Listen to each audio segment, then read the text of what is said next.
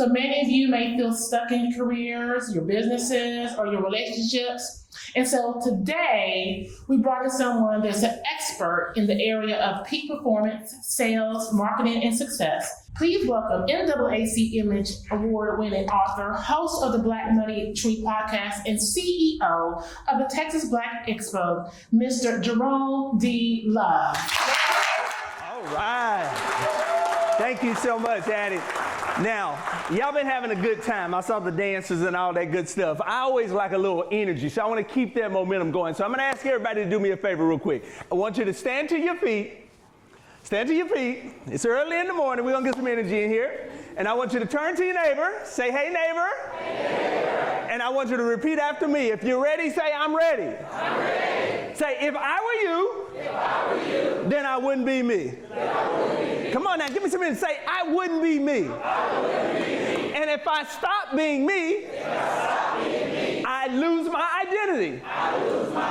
So I choose to be the best me I can be.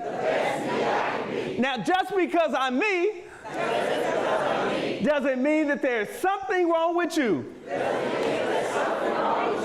So you keep being you. But please, oh please, let me be me. Now give your neighbor a high five and clap your hands if you believe it.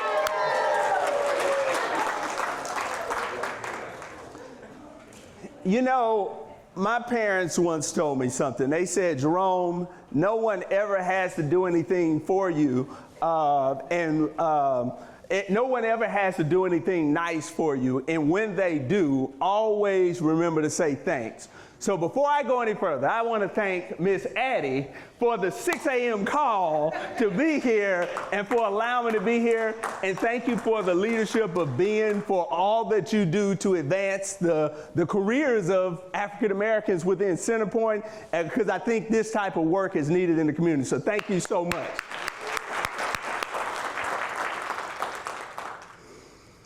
February 14th, 1995. I was a senior in high school, and on that morning, just before first period, I found myself sitting in the principal's office in handcuffs. And as I sat in those handcuffs, there was a sound. There was a knock at the door. And the principal, who was in the office with me, he gets up, he walks over to the door, he grabs the knob and opens it up, and in steps a police officer. The principal looked to the police officer and he asked him a question. What are we going to do with him? And I'll never forget his words. He's going to jail. The principal looked a little bit surprised. He said, jail? Are you sure? And the police officer was adamant. He said, man, he's going to jail. Look at my arm. Police officer's arm was bruised and he was bleeding. The principal shook his head. The police officer left and the door shut. And there I sat 2.5 months prior to graduation, expelled from high school, on my way to jail, all because of one bad decision that I made. I found myself wishing that I could just turn back the hands of time. Because if I could, I would. Because the reality is, it didn't have to be that way. You know, growing up, I used to listen to a lot of rap music. We got any hip hop heads here? Anybody like rap music? One of my favorite rappers was a rapper by the name of KRS-One. Anybody heard of KRS-One? Boogie Down Productions? We got a few Boogie Down Production fans here. He once said something powerful. He said that if you don't know the history of the author, then you don't know what you've read. And in that same respect, many times we come to workshops and seminars like this, we read books and we see the product, but we don't know the process that it took to manifest that product. So before I get into my message today, I want to share with you a little bit about my past, because I believe it will help you in understanding why I'm so passionate the way I am and why I teach the way that I teach. I grew up the youngest of 4 children on a farm in a place called Lake Providence, Louisiana. We farmed cotton and wheat. And somewhere around the mid to late 80s, there was a severe drought that hit the southern parts of the United States. As a result of this drought, the crops weren't producing. And when the crops weren't producing, there was no money. So over the course of the next 2 years, I ended up moving 5 times. You got any military folk here? Anybody that moved a lot growing up know what that's like? Lived in Lake Providence, Louisiana, moved to San Antonio, Texas, moved to Redlands, California, just to move back to San Antonio, Texas, which is where my mom still lives today and where I graduated from high school. My dad had lived on the farm all of his life. He was one of those old school parents. Anybody got an old school parent? You know, don't believe in repeating stuff twice. That was my dad. And he didn't have his education, and he always believed that he would be further along in life if he had his education. So it was big for him, for me, to get my education because that's what he wanted. My mom, on the other hand, she was very well educated. She had a master's degree, and she was a teacher. So you couple those two factors, I was what many people would consider to be a model student at John Jay High School in San Antonio, Texas. Top 5% of my class, straight A's, perfect attendance, you name it, I had done it. But somewhere along the lines, out of all the things that I'd accomplished, it wasn't enough for me. And I wanted to try to change my identity so I could fit in and be like everyone else. When I was in high school, nobody even really knew my real name. I had a nickname. My nickname was Neckbone. And you know how it is when you're in the 90s, if you're in the 90s, some of y'all 90s babies here, back then you wanted to be like this hip hop artist, you know, the thugs or whatever on the music videos or whatever. So you had to also look a certain way. So I had to change not only my name, but I also had to change the way I look. And, you know, I had not 1, not 2, but 3 nugget gold rings. I had a 20-inch Figaro gold chain with a Playboy bunny emblem on it, and we couldn't forget the earrings to match. So I know it's hard for you guys to envision me this way, being that NAACP Image Award-winning author, so that's why I brought the picture for you. That's what I looked like back in high school. Now, not only did I have my look together, but I also had the ride. And y'all know the ride that I'm talking about, the one where the system actually costs more than the car. So I had my subwoofers in the back. Man, you could hear me coming from a mile away. That was my car. But even though I had everything that this environment would tell me would make me a success, deep down, I was unhappy, I was unfulfilled, and I began to do self-destructive things to myself, and it all came to a head on that morning of February 14th because of a fight. Now, I'm gonna let you guys guess what the fight was over. Can anybody guess? How'd y'all guess? I guess it was Valentine's Day. And my last name is Love, so. But her name was Vashawn, and she was the new girl at school. And guys, y'all know how it is. When there's a new girl, all the guys want to be the first to talk to her, right? So, and I was Neckbone, so y'all saw the pictures. She wanted to get with me, so she became my girl. And we dated about 3 months. And after that 3 months, there was a new guy that moved to the school. And soon I found out, just like guys want to talk to the new girl, girls want to talk to the new guy. And she dumps me to get with this guy, Robert. And I remember my feelings being so hurt, and I wanted to get back at her. But you know, if someone dumps you, you don't want to act like go back begging to them. You want to act like you done moved on with your life. It didn't matter. And I wanted to tell her off, but she was moved on. So I had to create a way where I got an opportunity to talk to her, and then I could tell her how I felt. So this was my plan. I decided I was going to talk about her real bad about on campus. And I knew that the word would get back to her, and she would try to come confront me, and when she did, that would be my opportunity to tell her off. So the next day on campus, I put my plan into action. I began to talk about her really bad. Word traveled fast. By third period, she heard about what I said. And she came to me in the middle of the hall, and she was mad, and she had her hands on her hip. She said, well, Jerome, I heard that you've been talking about me. And I said, yeah, I was talking about you, and I just went off. I let her have it. And I was happy because my plan worked. But my plan worked a little too well because I had hurt her so bad, she decided she was going to tell her new boyfriend, Robert, and Robert decided that he was going to fight me. Now, I'm going to be honest with you guys. I was neck bone, I was cool, I was hard and everything, but I didn't want to fight Robert. Robert was like big old 6'5", 180-pound linebacker on the football team. I'm only 6 foot, 135 pounds on a good day. So we're talking big man, little man, pit bull versus chihuahua. I didn't want to fight Robert. But unfortunately, he made up in his mind he was going to fight me, and it took place on that morning of February 14th. I remember I got dressed. My homeboy Micaiah calls me, and he says, hey, yo, dog, I hear Robert's going to try to fight you before first period. So I said, hey, if he wants some of this, then let him get some. And I hung up the phone. And then I was like, oh, my goodness, what am I going to do?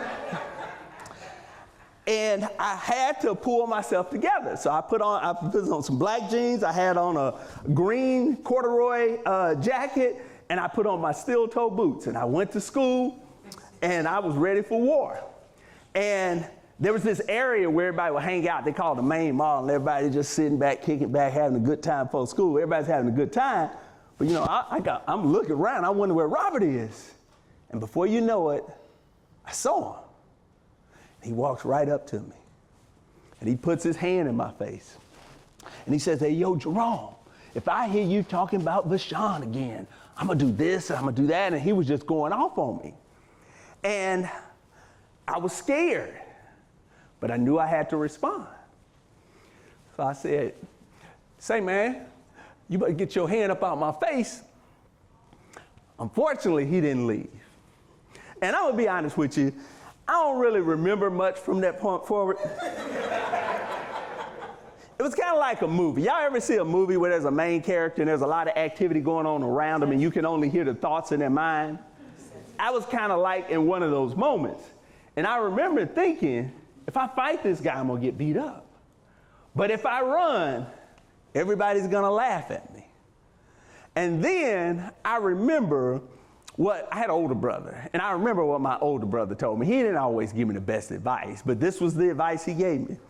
He said, Jerome, if you're ever going to get into a fight, the most important thing, you got to get the first lick. You know my brother? He said it before I said it. So I dropped my backpack, and I reached back, and I swung, and I hit him with all of my might. And he stumbles kind of backwards like he was shocked that I would hit him. And, you know, I probably should have followed up with a few more blows, but I was kind of excited. And he kind of regained his momentum and rushes towards me and grabs me in a big bear hug. And we fell on the ground and began to wrestle to see who was going to end up on top. And unfortunately, I lost the battle. And I just knew that I was about to be beat up and injured pretty seriously. But luckily, the campus police weren't that far away. So they immediately jumped in to break up the fight. One of the officers grabbed me, slapped me in some handcuffs. Another officer tries to grab Robert to subdue him, and he starts to fight the police officer. And during the altercation, the officer's gun actually was dislodged in the middle of the hallway. So someone saw it, thought someone was shooting, and people started running. And so it was just a chaotic scene at my school on that morning. And that's ultimately what led me to the principal's office and those handcuffs. 2.5 months prior to graduation, I was expelled from high school.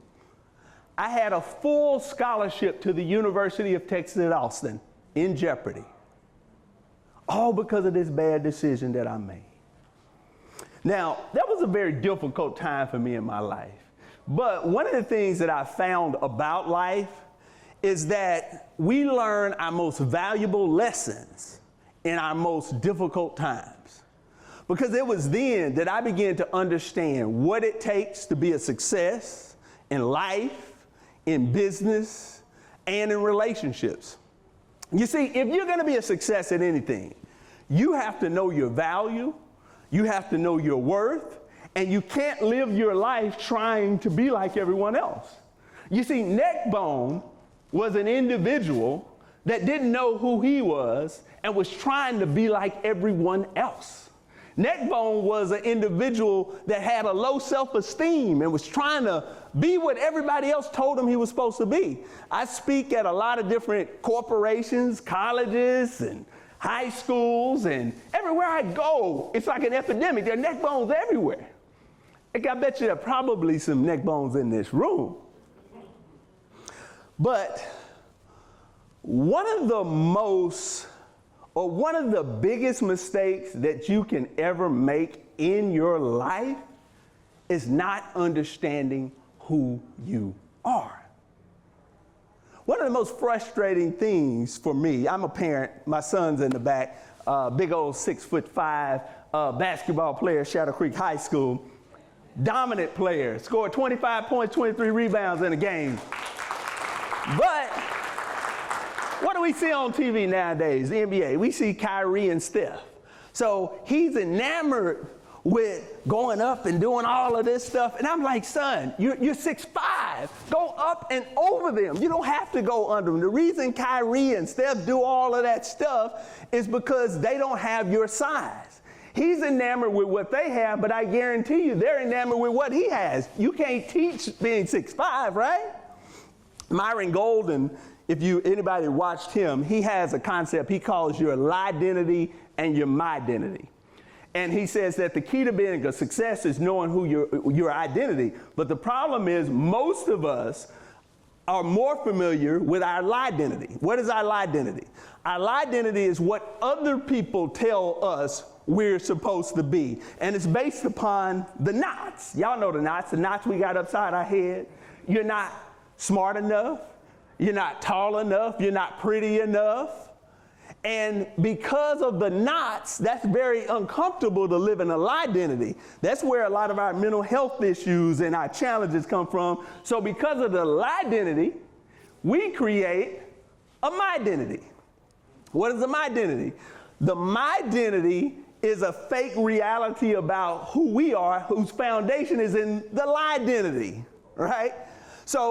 And with social media, it's so easy to create this my identity, but it's based upon BS and it's not really who you are. So when you look at Neckbone was the my identity that I created based upon the lie identity in my community. It told me I wasn't enough. I wasn't cool. I need to be hard. I need to be like Tupac or some of these rappers that I saw on the videos, right? So I created this my identity, and this my identity what almost led me to destruction. Now, back to the story. I was in the principal's office. I got expelled. I ended up getting back into school after being expelled for about 2-3 weeks. My parents were very adamant. We went before the school board. It was a first offense. I was National Honor Society. They pleaded my case, and I got back into school. I was happy. I say, I learned my lesson. I'm never going to do anything that stupid again. Fast forward a year. We're coming to the end of my freshman year at college. Everyone was talking about what they were going to be doing for the summer. Most people had internships with various corporations. Everybody asked me, Jerome, what are you doing?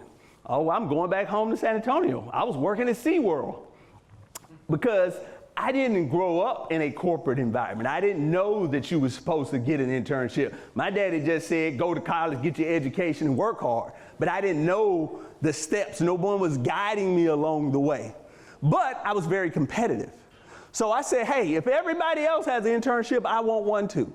So over the next year, I put together a resume. I joined Inroads. Inroads still around? Everybody know? Okay. I joined Inroads, and Inroads got me connected with a local rental car company, and I got an internship. I didn't even really know what my job was.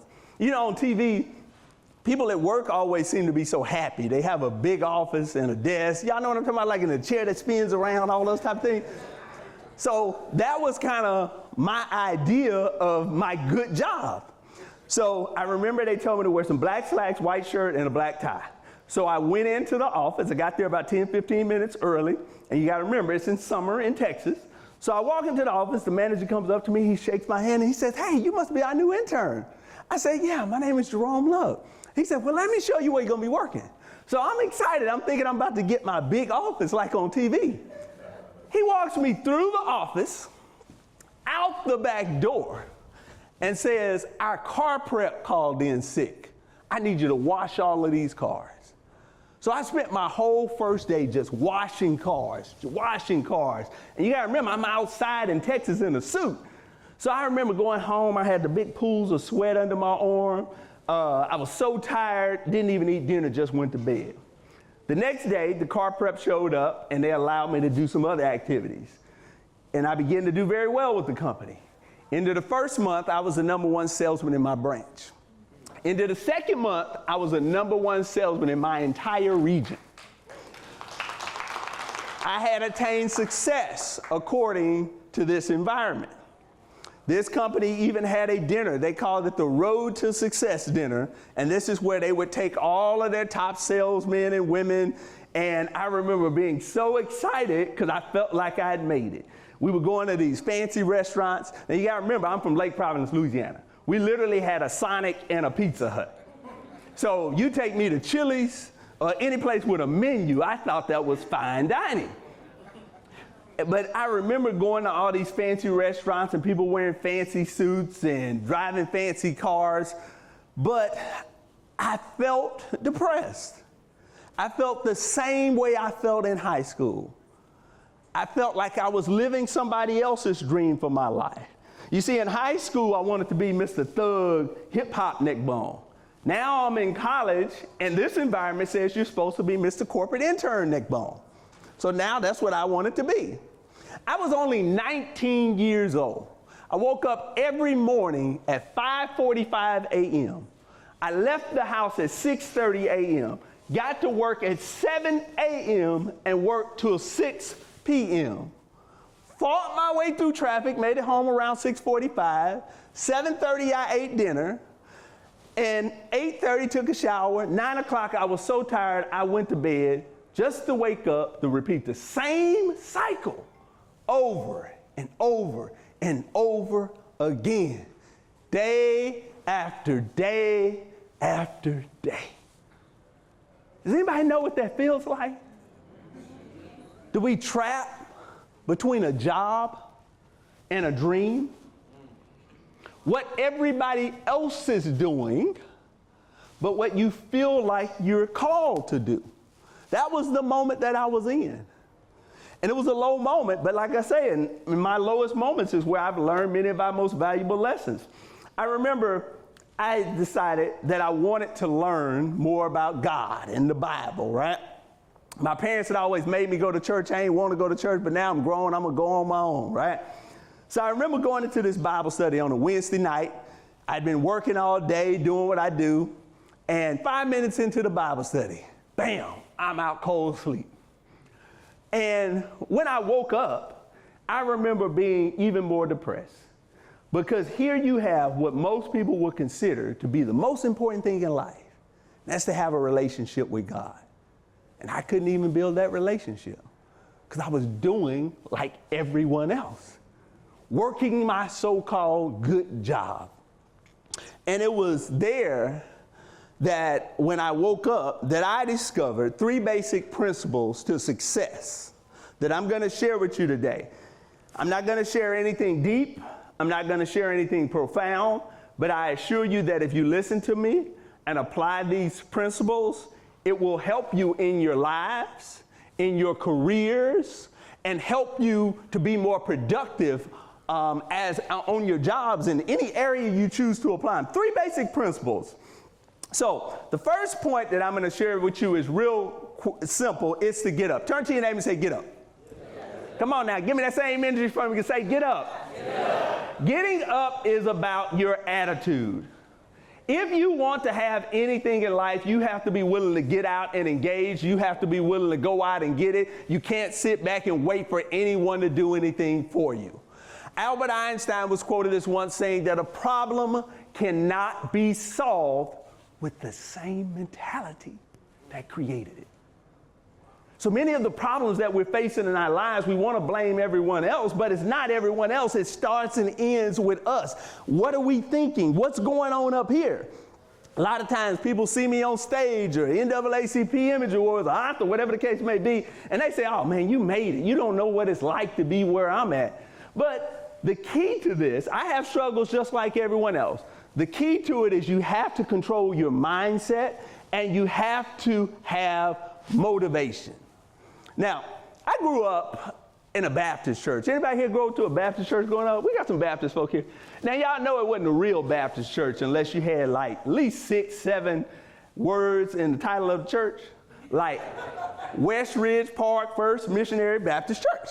So that was a real Baptist church. That was the church I went to. And I remember they would always have the missionary offering, where they would pass around that little silver tray. And then they would have the benevolence offering. And you would get up and you would walk around the church and put the money in the bucket. Y'all know what I'm talking about, the Baptist folk? Maybe some Pentecostals too, y'all know what I'm talking about? And when you would get up and walk around, they would play kind of some upbeat music. And there would always be this one lady. And she would jump up and she'd be like, glory to God, thank you, hallelujah. And she'd be jumping around the church. And I remember the first time I saw that, I was like, man, what is wrong with this lady? And somebody said she has the Holy Ghost. And I didn't know what the Holy Ghost was, but I remember being scared every Sunday going to church because I didn't want the Holy Ghost to get on me. Because I'd be up running and jumping around the church. Now, you're probably wondering where I'm going with this story, but you remember I said the key to this first point, getting up, attitude was what? What is the key to your attitude? What did I say it was?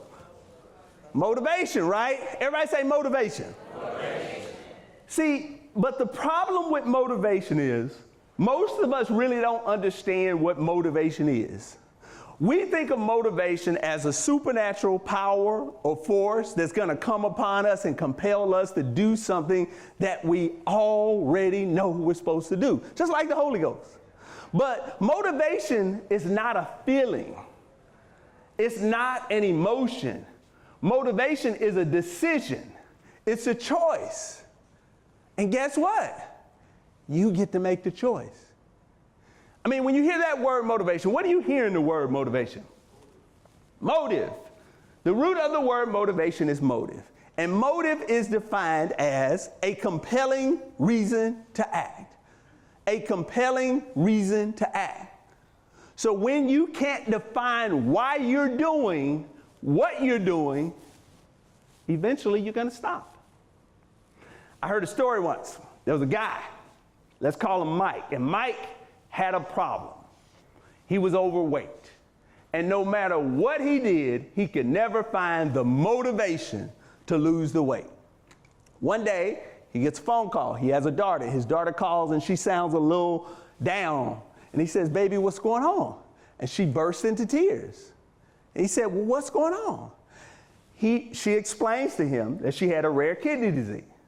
The doctor said there were no compatible donors, but she needed a transplant. And if she didn't get it within the next year, it could be fatal. So he begins to console his daughter. And he says, babe, I'm going to go to the doctor. I'm going to get tested, and you can have my kidney. A couple weeks goes by. He gets tested. The doctor comes out, and he says, hey, I have some good news, and I have some not so good news. The good news is you're a perfect match. She can take your kidney. The bad news is can't do the surgery because of your weight. What do you think Mike does? All of a sudden, he loses the weight, right? A lot of times people call me a motivational speaker. I say I'm not a motivational speaker. I'm an inspirational speaker. I can only inspire you to find your motivation, your compelling reason to act that will help you to keep going. Back to my story. I was in that Bible study. I fell asleep.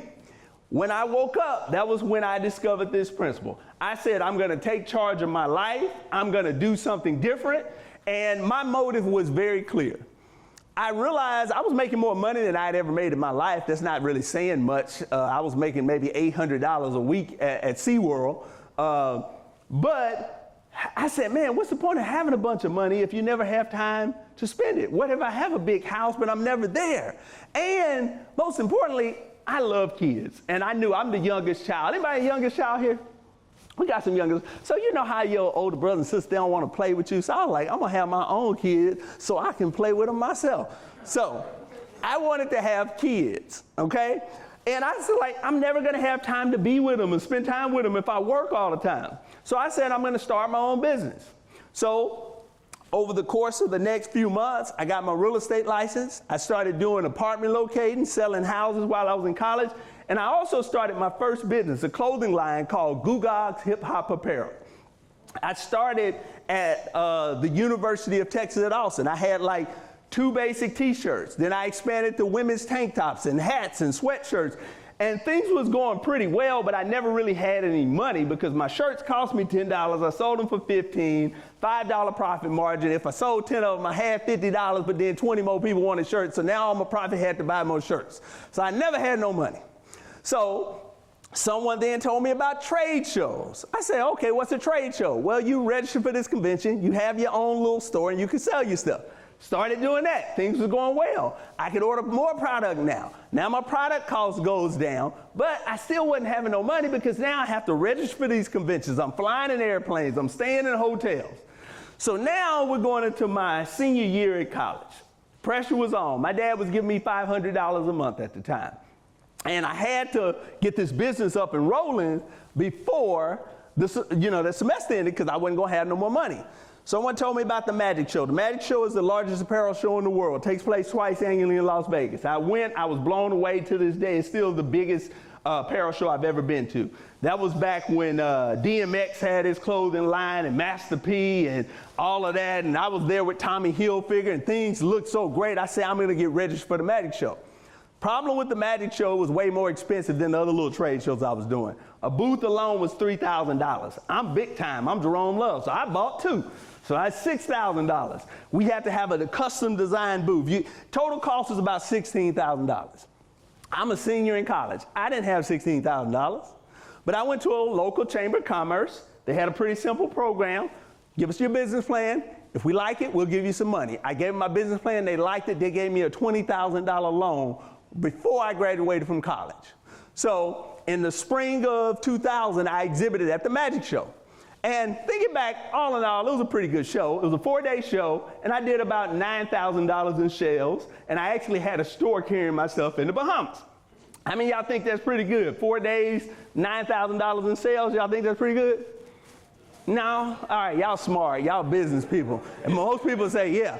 It wasn't good when the show cost $16,000 and I took out a $20,000 loan, and then that $9,000 in sales was being paid on a net 30 and net 60. I remember I'm sitting at my booth. I didn't even know what a net 30 and net 60 was. People was coming by and was like, oh man, I like your product. What are your terms? Net 30, net 60?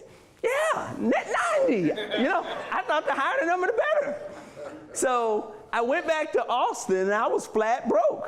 I didn't know what I was going to do. I had to use my last little $4,000 to fill the orders and then wait 90 days to get the money in. But like I say, in our lowest points is when we discover our most powerful point, because that was when I discovered the second point. The first one is to get up. That's about the attitude. Secondly is to get up, then you got to get out. Everybody say get out. Yeah. Getting out is about the action. If you want to have what most people don't have, you have to be willing to do what most people aren't willing to do. You have to be willing to get out of your comfort zone. And most importantly, you have to be willing to get out and get yourself a mentor and an advisor. This is the Black Employee Network. A lot of the people around here maybe don't look like you, but you want to advance your careers. You have to have an advocate in the room. You have to have a mentor that's pulling for you. Now, like most of the things that I learned along my path, I learned this the hard way. Y'all remember I told you I went to that Magic Show and I lost that money, right?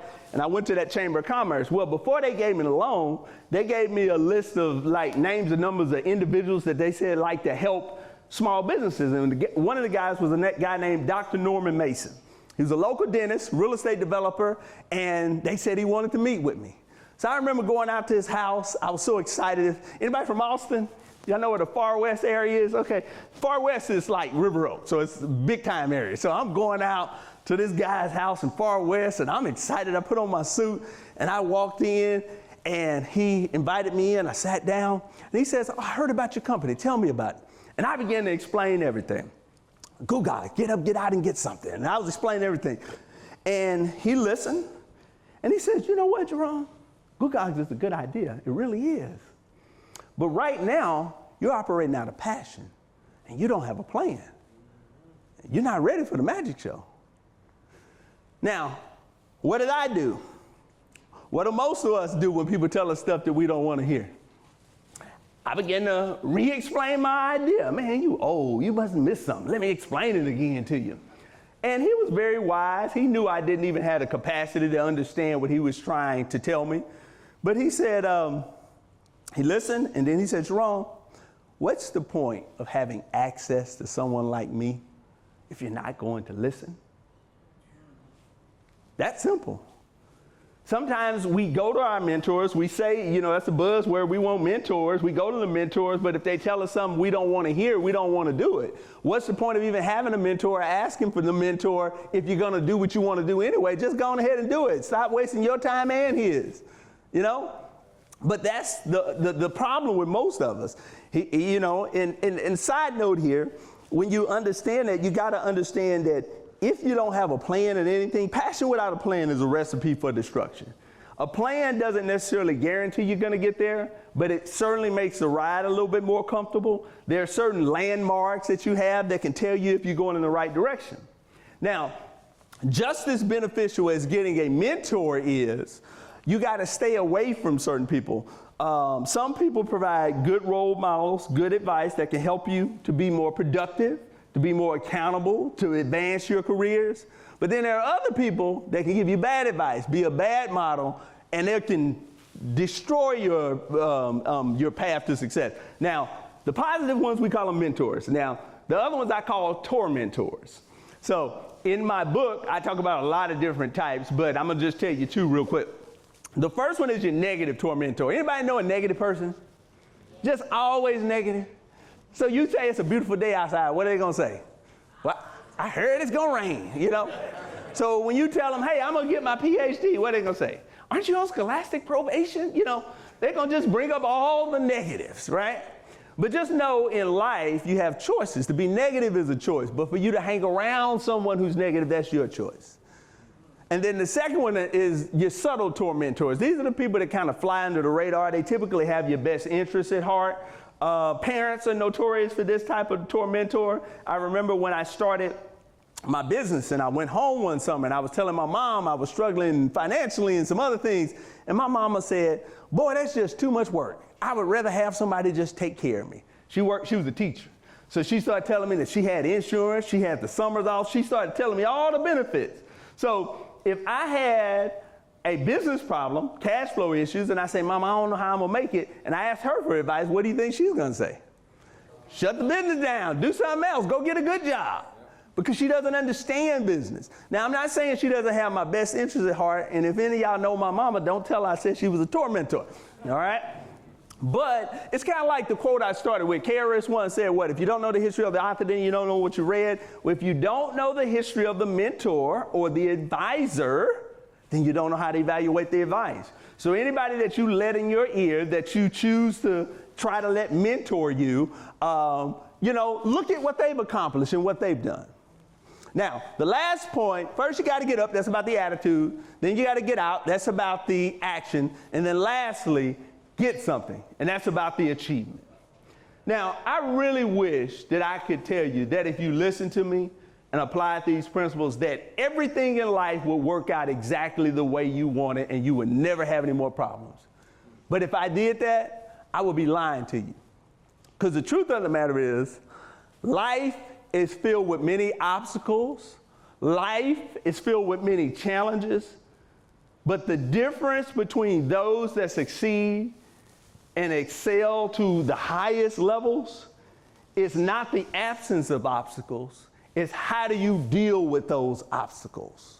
Do you continue to press and push until you get your breakthrough? Or do you say, nah, this is too hard, I'm gonna do something else? I was listening to, once again, I love Myron Golden, and he said something. He said, results are the byproduct of consistency. Most of us, we see someone, wow, they did this, I'm gonna do it too. And they try it and it doesn't work, and then they say, nah, I'm gonna do something else. But consistency doesn't come results come from consistency. We wanna just try something else as opposed to just continuing to push, keeping doing. I found at the Texas Black Expo, the first year we were $100,000 in the hole. Second year we broke even, so that meant what? I'm still $100,000 in the hole. Third year, I'm ducking lawsuits because everybody from year one that I said I was gonna pay in year two, they're like, nah, we ain't gonna give you another year. So year three, we actually made some money. So now I gotta pay back to people from year one. So it wasn't until year four that I actually made some money. We started in 2004. So 2004 plus 4 is what? 2008. What happened in 2008? Economy dropped. So now, 2009, I budgeted like we was gonna raise the money in 2008, and our money dropped. So now, I'm back in the hole. You know, it's been a grind. It wasn't until COVID-19, we started a program called We All Eat, and we provided 714,000 meals for families in need in Fort Bend County. We got a $12.6 million CARES Act and from the ARPA funds or whatever the case may be. That was the first time ever that I got a regular salary. And I started in 2004. The problem with most of us and why we don't succeed at the levels we want to is we're not consistent. We give up too quick. It's a process to get to the highest level. If it was that easy, everyone would be there. So, wrap the story up. How did I apply this in my life? I got up. I decided I was going to start my business. I changed my attitude. I got out and I took action and I started my business. And I got something. I achieved something. I got myself in over $20,000 some dollars worth of debt, you know. Now, I'm saying that because, like I say, in life we have challenges. That was one of my challenges, you know. I didn't even know, I remember going to try to get a loan after that. And they said, well, what's your credit score? I said, it's 980. And they said, credit scores don't go that high. And I said, yes, I got a 380 on TransUnion. I got a 400 on Equifax. You know, they were all my scores. I thought I could just add them up. But I kept going. I was consistent. And I got something. I told you I got my real estate license. I came back and I started selling houses. Started a real estate company. So now I'm a real estate broker, have a real estate company. I have a portfolio of houses all throughout the city of Houston. So I got something. But it was because I didn't give up. I started the Texas Expo.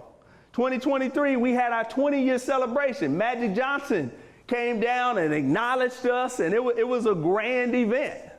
We established a partnership with the NBA Foundation. We have school districts across the state that carry our curriculum, our FEW curriculum, finance, entrepreneurship, and wealth development. I'm able to impact others and help them because I didn't give up. What else? She mentioned in my bio, I started the Black Money Tree podcast. We've interviewed anybody from John Hope Bryant to Demola Admolican to Will Packer, and we won our first NAACP Image Award, beating Michelle Obama, I like to add that, in 2024. So I got something. I got something. And it was all based upon the hardships, the pains that I went through. I travel now, I speak colleges, universities, I teach about entrepreneurship, I teach about empowerment, and it was all because I didn't give up. And you guys have the same potential, but you gotta just understand the process. But even beyond all of these superficial material things, does anybody remember what my motive was? I said what my motive was, anybody remember? Kids, right?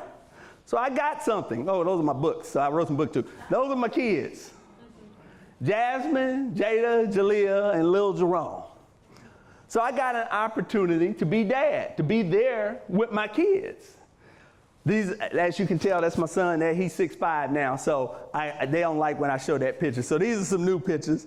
These are my daughters there. This one here on the end is at North Carolina A&T. That one's at Xavier. She runs track. This one here just graduated from Howard, finance degree, gonna be working for JP Morgan Chase here locally. And that's my boy right there. So I got something. And I've been able to create a wonderful lifestyle for myself as well. I mean, me and my wife have been to Morocco, we've been to Cairo, we've been to Italy, we've been to Santorini. It wasn't always comfortable. Matter of fact, most of the times it was uncomfortable. But that's the way life is. And if you're gonna succeed, whether it be here at Centerpoint Energy, in a business, whatever the case may be, you have to learn to deal with those adversities of life. Now, that's pretty much my message. I'm going to close out here with a quick little, we'll have some question and answer if we want to do some question and answer. But one of my, before I started speaking, I spoke with A.J. Jamal. Y'all remember A.J. Jamal from In Living Color? And he said, Jerome, if you're going to be a successful speaker, you always got to make the people laugh. So I want to try to tell a little joke. Now, I'm not a comedian, but I'm going to try my best, so bear with me. Now, for my 20th year anniversary, I took my wife to Santorini, Greece. And man, Santorini, Greece is so beautiful. The water was so clear. The food was so great. I mean, it was such a great trip that I'm thinking that this year, I may go back and pick her up. Like I said, it's just a little joke. But before, I'll take some questions. If we have time at it, let me know. But I do have some books here. This is my leadership book, Get Up, Get Out, and Get Motivated, the leadership edition. This is the previous version of this, Love Them and Lead Them. Both have some powerful leadership principles. And I have my student success book. This is the book that colleges and universities buy, high schools across this country. Now, all of the books are roughly $20. I'm doing a deal today. You can get any three. And that's my power pack, so you can get the power pack for $50, all right? So my son will be in the back. Y'all can talk to him, get a book or whatever. Do we have time? Do we want to do questions? Yeah. Okay. Does anybody have any questions or anything for me? No? No? All right. Oh, go ahead. Yeah. Tell us more about your spirituality. We heard about you going to your Bible study. And falling asleep. You want to know if I'm saved, if I got the Holy Ghost? I'm a Baptist church girl, so I just want to know how that factored into your drive, how you were able to move through the corporate world and still maintain your foundation in Jesus Christ. Well, that's a great question. I'm a proud member of the Reflections of Christ Kingdom World Outreach International. My man Esteban on the soundboard, he's my church member back there. But bottom line, it was at that time, so all I knew was that you were supposed to go to college and get a good job, and I didn't know anything else. So I was just doing what everybody else. So when I decided that I was going to start my business, I just did not know what I was going to do, you know. So at that time, I started going to my church. Dr. Carson started the church in Austin. So that was the church I was going to. And I never in my life seen a man teach like that. And he was always, man, y'all ain't supposed to be working on no job. You need to start your own business. Start buying real estate. Now, if anybody know about Dr. Dana Carson, he's written 290 books, founded churches on 3 continents. We have 5 campuses, 221 acres. He's just a big picture, visionary thinker, and he's always going to tell you, you need to do more, you got to have more, and blah, blah, blah. The reason I can't do what I need to do in ministry because all of y'all caught up on your jobs, and I can't get access to you, you know. So he tells us, y'all need to have businesses. Y'all need to be entrepreneurs. So that's my foundation. Everything I do is for ministry and is for God, because without him, I wouldn't have anything that I have, you know? So, did that answer the question? That's my foundation. So, anybody else? Go ahead. I have a question. So I have a daughter that just graduated high school, and I saw that you had 3 daughters. Yes. In college. What is like a motivational conversation that you have with them to help keeping them pushed through? Well, I always told him that my son, he reminded me of the quote. I'm forgetting it right now. What was the quote I told you we was talking about the other day in the car, son? You got to do what most people don't do so you can have what most people don't have.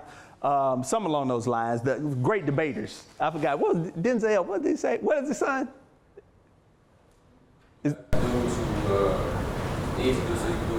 Yeah. So that was the main thing that I taught them.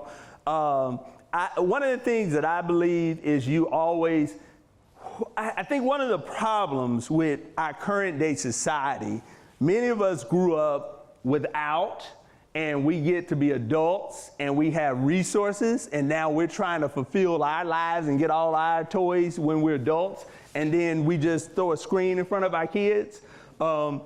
So then they're not really engaged. They don't really have any vision that's given from you and or God. They just have whatever they see on TikTok or Instagram and that type of stuff. So I was always very intentional. They probably didn't like it, but they couldn't have phones, social media, none of that stuff. Now they snuck and did it. But you know what I'm saying? Because I think there are too many outside influences, so you can't really shape and mold your children. So one of the biggest things I do is real estate. I build houses. I always had them out there. They've done the evictions. They done, been to all kinds of stuff. So they can tell you where the bottom plate, top plate, where the wind straps go. They can tell you all that type of stuff. So I also taught them about entrepreneurship. I taught them about money. I taught them about controlling their own destiny. So really, that's the only thing I could really say. Provide that model for them. And go back to what I said, motivation. What's the motive?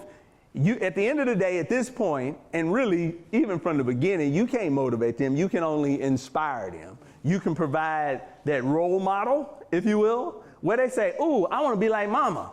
You know what I'm saying? Or I want to be like this. So what are you exposing your children or your youth to that's inspiring them, that's going to make them to want to be more and do more? A lot of times we think it's just about telling them what to do. But you got to provide a visual model, if that makes sense. Is that a good answer? All right. Anybody else? I think we one more? Okay. Well, we got two more. Okay. Let's go here, and then we got him, and then we're going to close out. All right. So you mentioned mentors. Yep. 4 mentors. Yeah. What was the first mentor that you had where you are able to make a pivot versus being kind of, you don't know what you're talking about? What did that? I'm trying to think. I could probably say maybe, somebody says repeat question. Am I supposed to repeat the question? Sure. The question was, what was the first mentor or mentor that allowed you to pivot in your life? So I have 2 that come to mind. I'll go with my real estate mentor. So just like Dr. Mason, I didn't learn my lesson. If you know anything about I got my real estate license in 1998, so I've been doing real estate almost 30 years now. Most people look at me and like, wow, 30 years? You're only 30, but I've been doing real estate almost 30. So I started reading some Robert Kiyosaki books, Rich Dad, Poor Dad, started buying houses, bought my first one when I was 22. By the time I was 24, I had about 8, 9 houses. But it was all leveraged because money was free back then, 100% financing. I'm a realtor. I'm getting money out to closings. I was going to tax auctions with my cousin who was investing in real estate. He buying all these raggedy looking beat up houses. And I'm like, what's wrong with you, man? I'm about to go get. So I was buying this pretty cute stuff, and I thought that was how I was going to make my money. Bottom line, .com bust. The houses that I bought for 110, 120 were now worth 90. I moved from Austin to Houston to start Black Expo. I told you I was $100,000 in the hole that first year. Now I can't float these houses. Had 5 foreclosures, and I was just stuck out. But he was trying to help me. And I was looking at him like, you old man, you don't know what you're talking about. And then when I got done with that, he looked at me, he said, you ready to learn now? And then I was like, yeah. So then he kind of taught me his model and how he invests in real estate. Matter of fact, I forgot to click that shot. There's a free gift for you guys. This book here is free. It tells you how I made my money in real estate. It'll give you some tips and tools to be successful. But I basically use that. Basically, I use what he taught me. And he was an excellent mentor. I wasn't listening. Like I say, don't expect a mentor to tell you what you want to hear. They're going to tell you what you need to hear. But you got to just have some people that you can't see It's like blind spots. It's called a blind spot for a reason, because you can't see it. So you got to trust that someone else, when you backing out, come on. You know what I'm saying? But if you say, no, I got it, I know it, then you're going to wreck the car. Let's go ahead and go here. That answer the question? Perfect. Okay, go ahead, sir. Yeah, so I studied entrepreneurship some time ago, and there was a concept of multiple income streams. Yeah. And I'm wondering if you could give us some thoughts on that and the challenge. So I wrote okay, repeat the question. So I think I got it right. What's some examples of multiple? Yeah, what's my thoughts on multiple income streams? So I wrote an article for Black Enterprise, and I called it The Dangers of Diversification, and I used Magic Johnson as an example. Because everybody says, ooh, Magic Johnson, he got all these businesses, he got theaters, he got Sodexo, he got this, he got that, and da-da-da-da. But the reality is this, and this is one of the problems that I've had in just being totally honest. Before Magic had all of that, he focused on one thing. He got good at that. He built his resources in that. And then he now had the resources to get the education, put together the right team to then diversify. My personal belief is most of us are trying to diversify too early, and we got so many things going on that we can't control none of it. That's just my personal belief. That's what I see. So yes, you do want to have the multiple streams of income, but one of the things that I've learned, the multiple streams of income should come from what your core business is. People know me as the CEO and founder of the Black Expo, right? I help people do entrepreneurship. So what's my next stream of income? I write books on entrepreneurship. Then what? Now the books, people say, oh, you're a speaker? Can you come to speak to my group? Okay, now I got books, I got speaking, now I got a podcast. When I started this, there wasn't no such thing as YouTube or Facebook and that. Now I got a podcast. It's monetized. I interview people. Make sure y'all subscribe to the Black Ministry Podcast. That's not up there. But there are multiple streams of income, but they all flow out of my core business. So it's not like I'm having to do different things. Now, with that said, y'all heard me say I build houses and do all this stuff too. That is kind of a whole different core competency. So I have not followed my own advice, but part of my advice, I think sometimes our best advice comes from the issues and struggles that we've had. So, but I think that that's the way to go. So, thank you guys so much. It's been a pleasure. I'll be in the back if you'd like to get a book or anything.